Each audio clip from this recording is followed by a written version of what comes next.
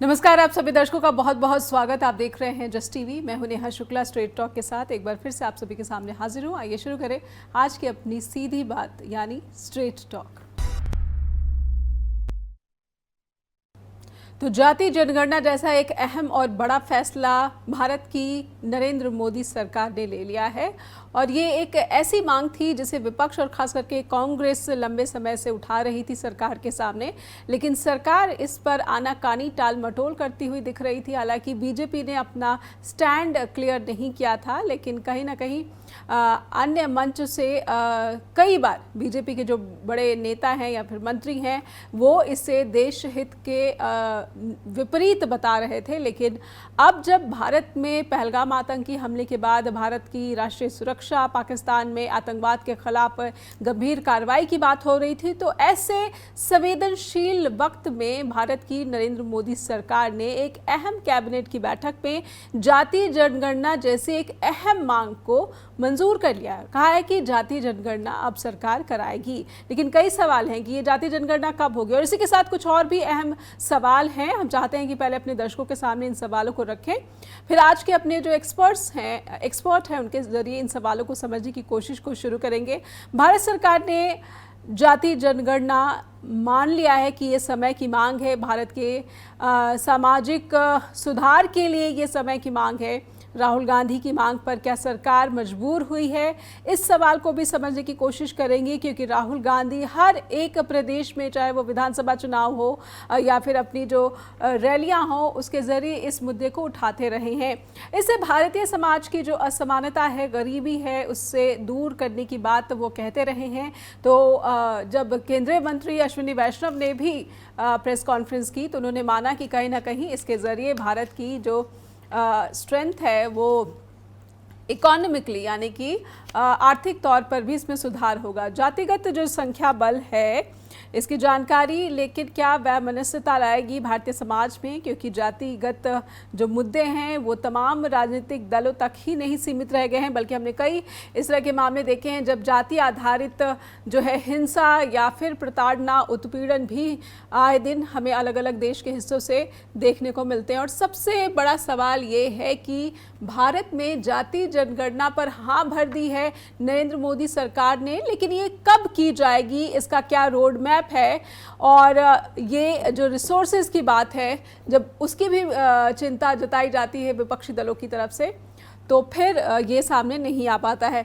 हमारे साथ जुड़ चुके हैं वरिष्ठ पत्रकार हेमंत कुमार। आइए पहले उनका स्वागत कर लेते हैं स्ट्रेट टॉक के मंच पर। हेमंत सर, बहुत बहुत स्वागत करती हूँ मैं आपका।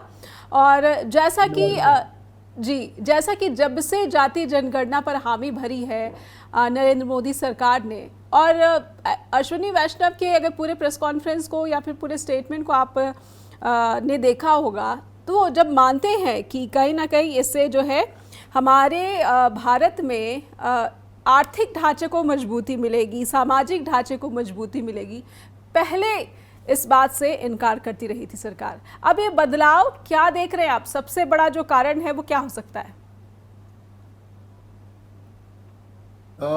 देखिए नेहा, ये सरकार का जो फैसला है, फैसले को साफ साफ इस रूप में देखा जा सकता है कि सरकार जिस नतीजे पर पहुंची है उसमें उसकी कुछ मजबूरियां हैं और इन मजबूरियों को बिहार के चुनाव से जोड़ करके देखना पड़ेगा जी। कुछ लोगों को लगता है कि बिहार में तो पहले से ही जाति आधारित सामाजिक और आर्थिक सर्वे हो चुका है, उसके नतीजे प्रकाशित हो चुके हैं जी। तो फिर बिहार क्यों इसको लेकर के बहुत बिहार में बीजेपी क्या दिक्कत हो। लेकिन मेरा मानना है कि बिहार जीतना बीजेपी के लिए इसलिए जरूरी है कि इसके बाद उसको असम, केरल और तमिलनाडु जैसे महत्वपूर्ण राज्यों के चुनाव में जाना है जी। और ऐसी स्थिति में उसको बिहार जैसे राज्य में अपनी सरकार बचाना, अभी हम बात देखें नीति के साथ, तो उसका एक बड़ा एजेंडा है। और खास करके ये जो साल चल रहा है, ये आरएसएस की शतवार्षिकी है यह, और इस बिहार में आपको याद होगा कि अभी लगभग 1.5 महीने पहले आरएसएस प्रमुख ने लगभग एक सप्ताह का कार्यक्रम रखा था। उसके पहले बागेश्वर के भाजपा के बड़े समर्थक और प्रचारक हैं और हिंदुत्ववादी एजेंडे के बहुत बड़े समर्थक प्रचारक हैं। उसी तरह श्री श्री रविशंकर, ये तमाम लोग आए थे और सब मैं इसलिए इन लोगों का नाम ले रहा हूँ कि सब हिंदुत्व के पिच पर ही काम कर रहे हैं। ये बाबा इनके नाम में लगा हुआ है, लेकिन इनका पूरा काम हिंदुत्ववादी पिच पर काम करना है, हिंदुत्ववादी राजनीति को आगे बढ़ाना है। तो क्या ये इनका जो एजेंडा है, उस एजेंडे से बीजेपी को बिहार जीतने में दिक्कत होगी? तो मैं समझता हूँ बिल्कुल, कि बिहार में इनको आने के बाद उन सवालों से टकराना पड़ेगा जो सवाल बीजेपी से लगातार पूछे जाते रहे हैं, जैसे कि जाति जनगणना का एक बड़ा मुद्दा था, लेकिन इसका तोड़ इन्होंने निकाला है कि उन्होंने निर्णय लिया कि जाति जनगणना हम करवाएंगे।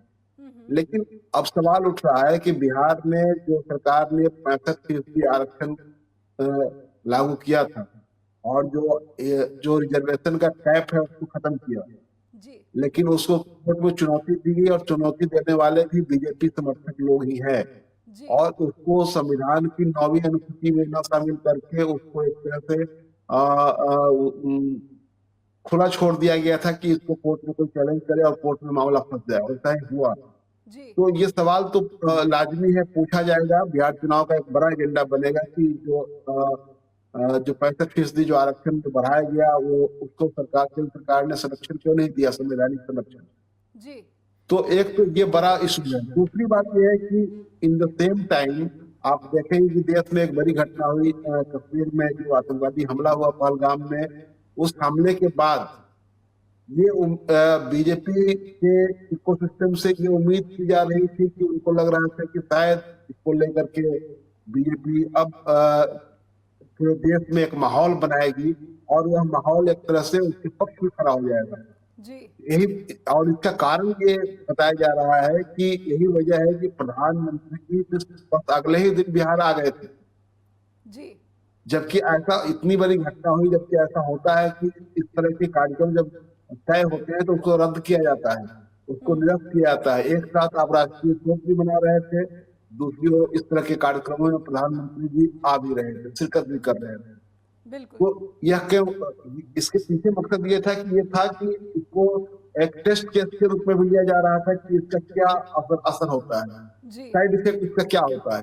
तो जो पूरी जो जानकारी, जो एक तरह से उनका जो इंटरनल रिपोर्ट है उसमें साफ साफ दिखाई देता है और बल्कि ऊपर में भी दिखाई देता है कि इस बार पहलगाम की घटना को लेकर के बीजेपी को अपने समर्थक आधार से विरोध का सामना करना पड़ रहा है।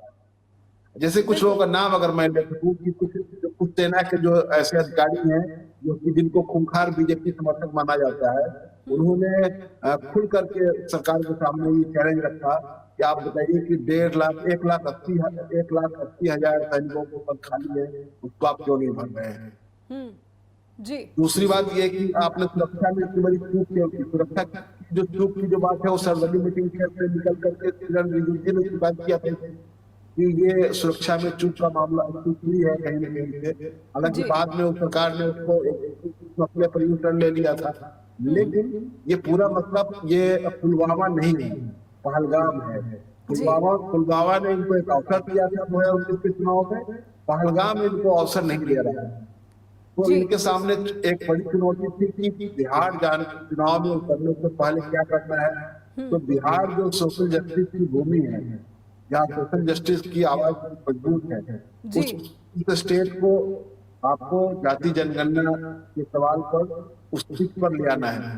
तो मुझे लगता है कि ये मजबूरी है केंद्र सरकार के सामने, जो घोर विरोध में थी। प्रधानमंत्री जी खुद कहते रहे कि ये हमारी नजर में तो सिर्फ चार ही जाति है, तो महिला है, नौजवान है, किसान है और युवा है, और युवा है।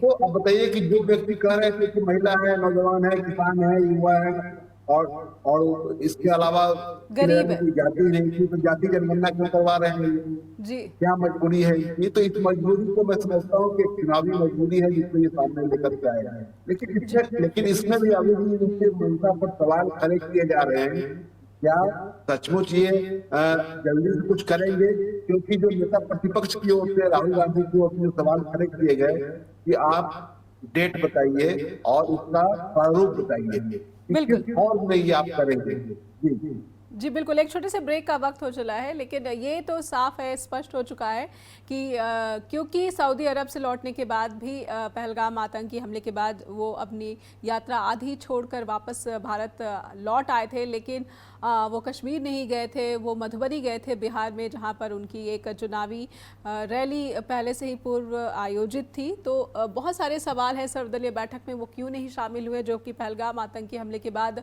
बुलाई गई थी। कुछ सवाल विपक्ष ने उठाए थे, और ऐसे नाजुक वक्त में जब जाति जनगणना जैसा एक अहम फैसला सरकार लेती है तो फिर सवाल ये भी उठाए जाते हैं कि अगर ये अहम फैसला ले ही लिया गया है, और खास करके बिहार विधानसभा चुनाव के संदर्भ में ये एक अहम फैसला है, तो ये कब कराया जाएगा, रोड मैप क्या है, क्योंकि कई सारी जो यहाँ पर चिंताएं हैं, चुनौती है जाति जनगणना से संबंधित, उनका जो उत्तर है वो भी सरकार को सार्वजनिक करना होगा, कुछ ट्रांसपेरेंसी, पारदर्शिता बरतनी होगी। एक ब्रेक के बाद लौटते हैं। फिर से स्वागत है, स्ट्रेट टॉक देख रहे हैं आप, और भारत में जाति जनगणना, इस पर हामी भरी है नरेंद्र मोदी सरकार ने, लेकिन इस हामी के साथ ही पार्टी के भीतर भी कुछ असहमतियों के सुर जो है वो बुलंद हो सकते हैं, खास करके जिस तरीके से पार्टी के नेतृत्व पर भी प्रभाव दिखता है अगड़ों का, और जो थिंक टैंक है उस पर भी प्रभाव दिखता है अगड़ों का, और अन्य अलग अलग जो क्षेत्र हैं वहाँ पर भी जो अगड़ी जातियों का प्रभाव दिखता है। क्या नरेंद्र मोदी सरकार उनको जो है संतुष्ट कर पाएगी, या फिर उनकी असहमतियों पर अब फोकस जो है हट रहा है, क्योंकि जब केंद्रीय मंत्री कहते हैं कि ये सामाजिक और आर्थिक ढांचे को मजबूत बनाने के लिए ज़रूरी है। हमारे साथ हेमंत कुमार पटना से वरिष्ठ पत्रकार जुड़े हुए हैं, बिहार की पॉलिटिक्स को इससे जोड़कर देखा जा रहा है। तो मैं सबसे पहले तो समझना चाहूँगी कि बीजेपी का जो नेतृत्व वहाँ पर दिखता है बिहार में, और जो वहाँ पर पॉलिटिक्स बीजेपी करती आई है, पूरा एक 360 डिग्री का जो शिफ्ट है वो इस फैसले के साथ बीजेपी लेती हुई नजर आ रही है सर? हाँ बिल्कुल, ये शिफ्टिंग तो है बीजेपी के पूरे लीडरशिप में, लेकिन उसका जो जनाधार है उसके लिए दिक्कत है जी। उसका जो समर्थक आधार है उसको दिक्कत है, क्योंकि वो अब तक इसके पूरे तरह से इसके खिलाफ जी, लेकिन उसके साथ बहुत सारे उसके नेता और उसके पक्ष में माहौल बनाने वाले सेलिब्रिटी जो उसके खिलाफ थे, आज की तारीख में उनको भी बिल्कुल 360 डिग्री पर टर्न लेना पड़ा है जी। तो ये स्थिति तो है, लेकिन बीजेपी के लिए दिक्कत ये है कि इन सवालों को लेकर के वो चुनाव में जाएगी कैसे, क्योंकि जो मैंने कहा कि बीजेपी को यहाँ अभी और सवालों से जूझना पड़ेगा। जैसे सबसे बड़ा सवाल है 65% आरक्षण, बढ़े हुए आरक्षण का सवाल, जी। उसको आप कैसे क्या इसके बारे में आपका क्या जवाब है? जी। आप याद करें कि जब बिहार में जाति संरक्षण की मांग हो रही थी और उसके पहले ये कहा जा रहा था कि जो जनरल सेंसस होगा, सेंसस के साथ आप जातियों की गणना भी करवाएं, तो उसको लेकर के प्रधानमंत्री से मिलने के लिए बिहार के लोग गए थे, बिहार के पॉलिटिकल पार्टियों के प्रतिनिधिमंडल के लोग गए थे उनसे मिलने के लिए, जिसमें बीजेपी के लोग भी थे, तो प्रधानमंत्री जी ने इसको मना कर दिया था, कोई कहा कि नहीं हम नहीं करा सकते जी। तो उस समय इन्होंने कराने से मना किया। अभी जनरल सेंसस का भी डेट अनाउंस नहीं हुआ है कि कब होगा, ऐसे ही वो कई 2-3 साल लेट हो चुका है उसमें। तो इनके सामने सवाल ये है कि आप याद कीजिए कि केरल में जब आरएसएस की जो मीटिंग हुई थी, इस मीटिंग में जो वहां बयान जो आया था कि जाति जनगणना कराई जा सकती है, इससे कोई दिक्कत नहीं है, लेकिन इसका इस्तेमाल पॉलिटिकल टूल के रूप में नहीं होना चाहिए। अब सवाल उठता है कि भाई पॉलिटिकल टूल के रूप में नहीं होना चाहिए, ये गारंटी कौन करेगा और ये गारंटी क्यों चाहते हैं आप? तो उसके पीछे जो मैंने जितना समझा, उसके पीछे का मतलब ये है कि आप ठीक है ये आंकड़े जुटा लिए जाए, लेकिन संख्या के आधार पर ये आरक्षण देने की बात है, आरक्षण का दायरा बढ़ाने की बात है, आरक्षण का कैप हटाने की बात है, ये सब न किया जाए। जी तो ये चाहते हैं कि सिर्फ आंकड़े जुटाते जाए। तो क्या बीजेपी जो केंद्र सरकार है क्या इसी दिशा में बढ़ेगी कि आंकड़े हम जुटा लेंगे? तो उसके मैकेनिज्म को लेकर जो सवाल उठ रहा है, उसका रास्ता रोड मैप क्या होगा, उसके लेकर जो सवाल उठ रहा है वो एक बड़ा सवाल है। जी तो बीजेपी के नेतृत्व के साथ दिक्कत ये है कि वो तो कहते हैं, जैसे कि यहाँ बिहार में क्या कहा जा रहा है कि मोदी जी जो है वही लालू का भी सपना पूरा कर रहे हैं और राहुल गांधी का भी सपना पूरा कर रहे हैं। जी तो ये तो एक खटास की बात हुई, लेकिन सही मायने में अगर देखा जाए तो क्या इन सवालों का जवाब बीजेपी दे पाएगी कि 65% जो आरक्षण का दायरा है वो बढ़ेगा कि नहीं? जी क्योंकि ये एक ऐसा मसला है जिस मसले पर इंस्टेंट इंस्टेंट जवाब चाहिए। ऐसा नहीं बिल्कुल है कि इसको लेकर के आपको बहुत दूर जाना है। अगर इस सरकार ने इसको 9वीं अनुसूची में शामिल कर लिया होता तो शायद ये उस समय लागू हो जाता बिहार में, जो नहीं हो पाया। तो जी एक एक एक ये बड़ा सवाल है। अब यह है कि दूसरा इसका एंगल ये है कि बीजेपी ने ठीक है, ये इन सवालों पर तो बीजेपी को आप बैकअप पर ला सकते हैं, लेकिन बीजेपी ने पॉलिटिकल स्पेस में जो उनका पॉलिटिकल स्पेस है, उस पॉलिटिकल स्पेस में दलितों को, पिछड़ों को एकोमोडेट करने में बहुत अधिक और उसमें कामयाबी हासिल की है।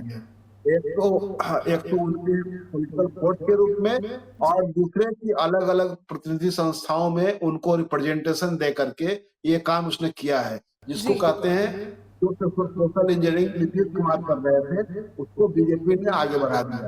अब ये सवाल उठता है कि किस सोशल इंजीनियरिंग को जो विपक्ष की पार्टियां हैं वो किस तरह से चैलेंज करती हैं, वो किस तरह से इसको हेड आउट करती हैं, कैसे उसको लड़ती हैं। जी क्योंकि आपको अब आपको इन सवालों का जवाब देना पड़ेगा जो ईबीसी है, ओबीसी है, और खास करके इसके भीतर भी ऐसे भी बहुत सारी जातियां हैं जो बिल्कुल अनरिप्रेजेंटेड है अभी आज की तारीख में भी।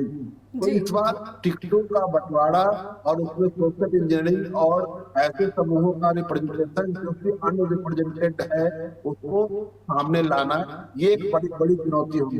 तो इसको लेकर के मुझे लगता है कि बीजेपी के लिए मुश्किल खड़ी करने की दिशा में ही महागठबंधन आगे बढ़ रहा है। इसमें आप देखेंगे कि कांग्रेस यहाँ बिहार में खास करके पिछड़ों अति पिछड़ों पर ज्यादा काम कर रही है, ज्यादा फोकस कर रही है। इसलिए यहाँ लगातार ये 3 मीटिंग जो राहुल गांधी की हुई, और जी राहुल गांधी ने जो दिल्ली में लोगों की मुलाकात की बिहार के अलग जाति लोगों से, उसका सीधा सीधा ये दिख रहा है कि टारगेट कि बीजेपी को बीजेपी ने जो सोशल इंजीनियरिंग की है उसका मुकाबला कैसे किया जाए और उन समूहों को अपने साथ जोड़ करके बीजेपी को कैसे परास्त किया जाए। तो जी एक ये है। दूसरा मुझे लगता है कि जो नीतीश कुमार के साथ जो इनका गठजोड़ है, उस गठजोड़ में एक बड़ा पेच ये है कि इनको ये लग रहा था कि इस बार नीतीश जी को फिनिश किया जाए, जी और इस दिशा में अभी भी ये कार्यरत है। लेकिन नीतीश जी के भीतर से एक ऐसा समूह है जो कि बीजेपी के लिए चैलेंजिंग पोजीशन लेकर के आ रहा है। जी एक ऊपर का जो नेतृत्व है जिसमें कि आप देखेंगे कि जो जिनको नीतीश जी ने आगे बढ़ाया वो नेतृत्व तो बीजेपी के पक्ष में खड़ा है, जी लेकिन जेडीयू के भीतर से ही, जैसे चाहे नीतीश कुमार के पुत्र हो, चाहे मनीष शर्मा जैसे लोग जो नीतीश जी के बहुत करीबी पूर्व आईएएस अधिकारी रहे हैं और नीतीश जी की पार्टी का आज की तारीख में संगठन महासचिव है, तो वो मजबूत नेतृत्व के रूप में खड़े हैं। और बीजेपी के जेडीयू के भीतर जो पिछड़ी जातियों का एक समूह है, वह बीजेपी से नाराज चल रहा है। उसकी जी नाराजगी ये है कि उसको ये लग रहा है कि इस बार बीजेपी नीतीश जी के सफाई में लगी है, जेडीयू की सफाई में लगी है। जी तो अब हो सकता है कि नीतीश जी के पुत्र को जो आगे लाया जा रहा है, तो उसके जरिए एक ऐसा माहौल बनाया जाए जिसमें कि जो बीजेपी की मंशा है कि नीतीश कुमार को कम सीटों पर निपटा दिया जाए और अधिक से अधिक सीटें अपने पाले पर रखी जाए, जी जो दूसरे सहयोगी हैं उनको आगे किया जाए। इसलिए चिराग पासवान का भी प्रयोग हो रहा था। तो ये तीन तमाम प्रयोगों के बीच जी बीजेपी ने जो जाति जनगणना का निर्णय लिया है, वो निर्णय इसीलिए लिया गया है कि ताकि जो यहाँ सामाजिक न्याय का जो फोर्स है उसको कैसे अपने पक्ष में किया जाए, उनके बीच में कहा जाए कि नहीं हम आपके साथ हैं। जी जी बिल्कुल, एक छोटा सा ब्रेक लूँगी मैं, और इसके साथ एक सवाल ये भी, ब्रेक से जब लौटेंगे तो समझने की कोशिश करेंगे कि क्या बिहार में विपक्ष के गठबंधन से बीजेपी नेतृत्व वाले गठबंधन ने ये बड़ा मुद्दा छीन लिया है, इसमें सफल होती दिख रही है? क्योंकि जैसा हेमंत जी ने बताया कि अलग अलग इकाइयों में जिस तरीके से बीजेपी ने पिछड़ी जातियों को प्रतिनिधित्व दिया है, कहीं ना कहीं अपना जो फोकस है, जो अपना पॉलिसी है, वो शिफ्ट करती हुई बीजेपी बिहार में खास करके बहुत ज़्यादा प्रयास करती हुई नजर आ रही है। एक छोटे से ब्रेक के लिए रुकेंगे, ब्रेक के बाद लौटेंगे स्ट्रेट टॉक के साथ। फिर से स्वागत है आप सभी दर्शकों का। आप देख रहे हैं स्ट्रेट टॉक और हमारे साथ पटना से वरिष्ठ पत्रकार हेमंत कुमार लगातार बने हुए हैं। हेमंत सर, क्या विपक्ष के गठबंधन, महागठबंधन से ये मुख्य मुद्दा बीजेपी नेतृत्व वाले गठबंधन ने छीन लिया है? ऐसे में जिस तरीके से सोशल इंजीनियरिंग में बीजेपी दिख रही है, हालांकि जदयू अभी कमज़ोर नज़र आ रही है, लेकिन बीजेपी सारी लाइमलाइट हासिल करती हुई बिहार में नज़र आ रही है। एक छोटी सी टिप्पणी, राहुल गांधी के प्रयासों को बड़ा झटका बिहार में? नहीं, मैं जो नेहा कहना चाह रहा था कि बीजेपी ने ओवर बिहार में और ओवरऑल हिंदी पट्टी के राज्यों में उसने ये महसूस किया कि जब तक हम पिछड़ों और दलितों की एक बड़ी आबादी को अपने पक्ष में नहीं खड़ा करेंगे, तब तक हमारे हिंदुत्व के एजेंडे को आगे बढ़ाना मुश्किल होगा। इसलिए उन्होंने रिप्रेजेंटेशन देना शुरू किया, उसमें ऊपर से लेकर राष्ट्रपति से लेकर के और एमएलए एमएलसी तक, और पार्टी के अलग अलग इकाइयों में भी। जी। तो इसका तोड़ क्या है? इसका तोड़ ये है कि जो विपक्ष है उसके सामने चुनौती है कि आप इन एजेंडों को जो बीजेपी लेकर के आगे बढ़ रही है, उसका तोड़ ये है कि आप उसको अपने पार्टी के मंच पर कैसे उसको अधिक से अधिक एकोमोडेट करते हैं। जी ठीक है। जी। तो इसलिए मैंने कहा कि कांग्रेस भी इस प्रयास में लगी हुई है, बीजेपी ये आरजेडी भी इस प्रयास में लगी हुई है जी। उसके बाद जो लेफ्ट पार्टियां हैं, तो लेफ्ट पार्टियां तो इस लाइन पर काम कर ही रही है। तो ये कुल मिलाकर के जो बिहार में उनके सामने जो बीजेपी की जो चुनौती रही है, उस चुनौती का मुकाबला करने के लिए ये पार्टियां उस दिशा में काम कर रही है। लेकिन अभी जो जाति जनगणना का एजेंडा लेकर के सरकार सामने आई है, तो मैं ये कह रहा था कि ये चाहते हैं कि इस एजेंडे को विपक्ष के हाथ से छीना जाए। लेकिन मैंने कहा कि अभी भी कुछ एजेंडा विपक्ष के हाथ में है जो मजबूत एजेंडा है, जिस पर बीजेपी घिरेगी, वह है 65% आरक्षण का मुद्दा। दूसरी बात, ये एक बड़ा एजेंडा है कि जो जिन सवालों को आप कल तक इनकार करते रहे हैं और मजबूत आवाज रही है आपकी पार्टी के भीतर से और संघ की ओर से कि इसको लागू नहीं करना है, जाति जनगणना हम नहीं करवाएंगे, इसको समाज को बांटने वाला आप बताते रहेंगे, आप कहते रहे कि समाज को बांटने वाला एक एजेंडा ऑपरेटर है, तो अचानक आपने यू टर्न क्यों लिया? तो ये एक ऐसा सवाल है जिन सवालों को अगर लेकर, इसलिए देखिए कि अभी तेजस्वी यादव लगातार बिहार की यात्रा पर उतर गए हैं, कांग्रेस की भी यात्राएं अलग अलग चल रही है, फिर एक मीटिंग पटना में होने जा रही है, तो एक पॉलिटिकल वाइब्रेंसी चारों तरफ दिखाई दे रही है। और इसमें ये इतना आसान नहीं होगा बीजेपी के लिए सिर्फ ये एजेंडा लेकर के आ जाने वाले, क्योंकि महिला आरक्षण वाला सामने उदाहरण है कि महिला आरक्षण का जो मुद्दा लेकर के सामने सरकार आई और उस लग तो रहा था कि अब लागू हो सकते, लेकिन हुआ क्या? जब बिल लेकर के सरकार आई तो हुआ करेंगे तो अब 2029 से लागू होगा कि 34 को लागू होगा पता ही नहीं। बिल्कुल। इसलिए जब रोड मैप का सवाल इनसे पूछा जा रहा है, डेट बताने की बात हो रही है, क्योंकि देखिए बिहार चुनाव के बहुत दिनों तक नहीं रह गए जी। अक्टूबर से लेकर के और नवंबर के प्रथम सप्ताह तक हो जाना है बिहार। बिल्कुल। तो समय क्या बचता है? सितंबर तक समय बचता है। ये हम लोग 5वें महीने में चल रहे हैं जी।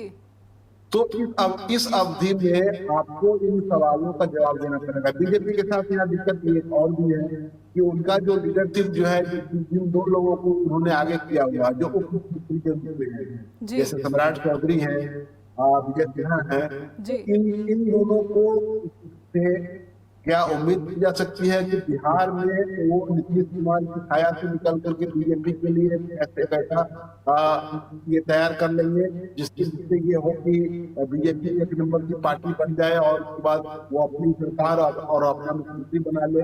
जी तो ये अपनी सरकार और अपना मुख्यमंत्री का जो बीजेपी का जो सपना है उस सपने को पूरा करने के लिए मुझे लगता है कि जो तैयारी चल रही है तैयारी में नीतीश जी का फिर से रिवाइवल एक तरह से दिख रहा है।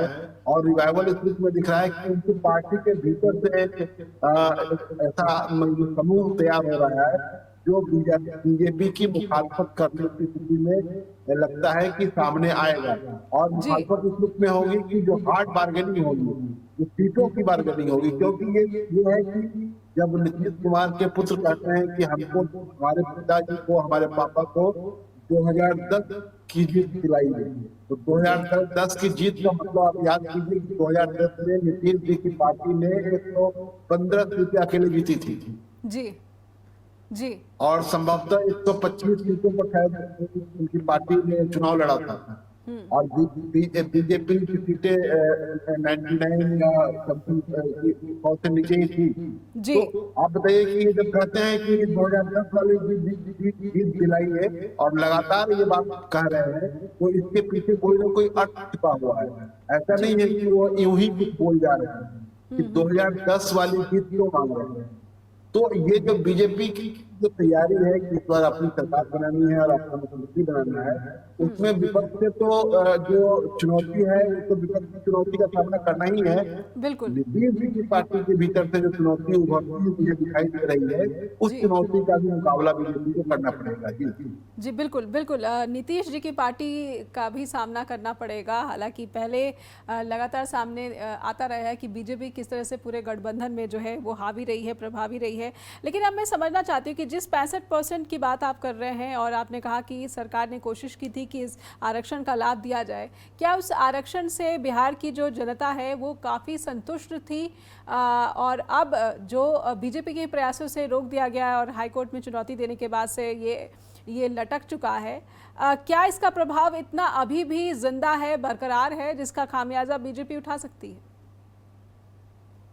बिल्कुल, ये वाला एजेंडा बिहार में विपक्ष को उठा रहा है और इसीलिए बीजेपी पर आरोप लगाया जाता है कि जो कि आरक्षण चोर कहा जा रहा है कि आपने आरक्षण की चोरी की है। जी वो और उसमें आप देखें कि जब वो 65% किया गया था तो उसमें SC/ST दोनों को बढ़ाया गया था, EBC का बढ़ाया गया था, OBC का बढ़ाया गया था। कुल मिलाकर के वो बढ़ करके 65% हुआ था। तो ये तो उस टाइम मैसेज चला गया था और ये पॉलिटिकल रिपोर्ट में ये चीजें लेकर के विपक्ष जागरूक था कि इस बढ़े हुए आरक्षण से को अगर लागू किया गया रहता तो सिर्फ अब तक अलग अलग जाति समूहों को कुल मिलाकर के 50,000 नौकरियों में 50,000 अतिरिक्त ये सीटें उनको मिलती और इसका लाभ उनको सरकारी नौकरियों में मिलता है जी सालाना। तो इसका नुकसान हो रहा है। तो ये जो एजेंडा है ये एजेंडा एक तरह से यहाँ पर माहौल तो इस एजेंडे को लेकर के बनाया ही जा सकता है। ठीक है, ये अब तक इसको लेकर के चर्चा हो रही थी लेकिन चुनाव में मुझे लगता है कि ये बड़ा एजेंडा बनेगा क्योंकि अगर जो लड़ाई जो होगी वो सोशल जस्टिस के पिच पर ही होगी। बिल्कुल। तो बिहार से ये कह सकते हैं कि सोशल जस्टिस का एक नया सवेरा भारत की राजनीति में उभरता हुआ दिख रहा है और वो बिहार की धरती से ही इसका जो है असल परीक्षा या फिर इसका प्रभाव देखने को मिलेगा। एक छोटे से ब्रेक के लिए रुकूंगी हेमंत जी, ब्रेक का वक्त हो चला, एक छोटे से ब्रेक के लिए रुकेंगे। ब्रेक से जब लौटेंगे तो ये समझने की कोशिश करेंगे कि जिस रोड मैप की मांग कांग्रेस कर रही है, कांग्रेस के पास भी अवसर था लेकिन कांग्रेस पर बीजेपी यही आरोप लगाती रही है कि उन्होंने डेटा छपा कर रखा, सार्वजनिक नहीं किया। हालांकि वो भी सत्ता में बने हुए तीसरे कार्यकाल में है, उन्होंने भी डेटा सार्वजनिक नहीं किया है। तो सबके जो है दामन पर दाग हैं। जाति जनगणना की जब बात होती है तो वाकई असमानता की ये जो गहरी खाई है वो जाति जनगणना से अगर दूर हो जाएगी तो ये कब होगा? सबसे बड़ा सवाल यही बीजेपी नेतृत्व वाले एनडीए सरकार से पूछा जा रहा है। एक ब्रेक के बाद लौटते हैं। फिर से स्वागत है आपका। आप देख रहे हैं स्ट्रेट टॉक। हेमंत कुमार हमारे साथ लगातार जुड़े हुए हैं। हेमंत जी, ये तो स्पष्ट हो चला है कि राहुल गांधी की पिच पर बीजेपी बिहार में चुनाव में उतरती हुई दिख रही है या फिर उसके एजेंडे को धार देती हुई नजर आ रही है। लेकिन सवाल ये है कि ये जनगणना कब कराई जाएगी, और क्योंकि बिहार की राजनीति में युवा और नौकरी का सबसे बड़ा मुद्दा रहा है। हमने पिछली बार भी देखा जिस तरीके से तेजस्वी यादव को एक शानदार प्रदर्शन करते हुए देखा गया, इसके पीछे एक युवा शक्ति को भी माना जाता रहा। तो सबसे बड़ा मुद्दा यही उभर कर सामने आ रहा है, और हिंदुत्व का एजेंडा क्या बहुत पीछे चला गया? देखिए नेहा, दो चीजें बीजेपी के दामन पर पैबंद हैं। एक बात यह है कि कहा जाता है कि बीजेपी आरक्षित विरोधी पार्टी है, जी और दूसरी बात कही जाती है कि बीजेपी जाति जनगणना के खिलाफ है। जी और ये तो रिपोर्ट पर है कि जाति जनगणना के विरोध में आरक्षण के खिलाफ की जो बात है, वो बात आपने मंडल की जब सिफारिशें लागू हुई थी तो देश भर में जो आंदोलन हुआ था और बीजेपी ने उसका विरोध किया था। जी तो दो बातें इतिहास में दर्ज है। अब लेकिन इतिहास में अब ये भी बात दर्ज हो गई है कि देश में सामान्य जनगणना के साथ जातियों की भी गिनती की जाएगी, यह निर्णय बीजेपी की नरेंद्र मोदी सरकार ने लिया है। इतिहास की यह बात दर्ज हो गई है और निश्चित रूप से एक इतिहास में एक बहुत रेखांकित करने वाली बात के रूप में दर्ज हुई है। जी अब यही तो सवाल खड़ा होता है कि क्या बीजेपी ने जो इतिहास में इसको दर्ज करवाया है अपने नाम पर, क्या वह इतना ही ईमानदारी पूर्वक इसको लागू कराएगी? अगर यह कहना है कि कांग्रेस ने अभी इस पर प्रयास नहीं किया, तो कांग्रेस के साथ भी इस बट लगा रहा है और बीजेपी के साथ भी इस बट लगा रहा है। जी कांग्रेस का भी एक आधार था जो इसके पक्ष में था, और बीजेपी का भी एक आधार था जिसको गोपीनाथ मुंडे का दिया जाता है, इसके जी पक्ष में था। जी तो मुझे लगता है कि जी जी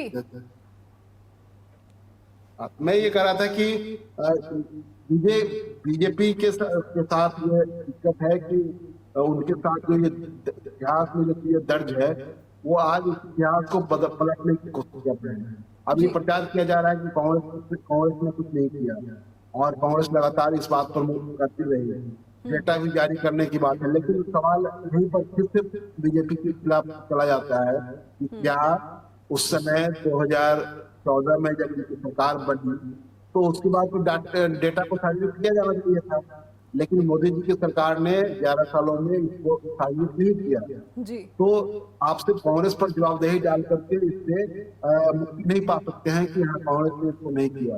जी लेकिन अब सवाल उठता है कि इसको लागू करने को लेकर के जिस रोड मैप की बात कांग्रेस कर रही है, कि रोड मैप लेकर के आप आइए, तो ये क्यों नहीं, ये जो एक बात और सही है कि अगर ये सरकार का सुचिंतित फैसला होता, यानी कि सरकार ने इस पर बहुत होमवर्क करके, बहुत वर्कआउट करके इस पर ये निर्णय लिया है, तो सरकार ने बजट में कुछ न कुछ एलोकेशन जरूर किया होता है इसका।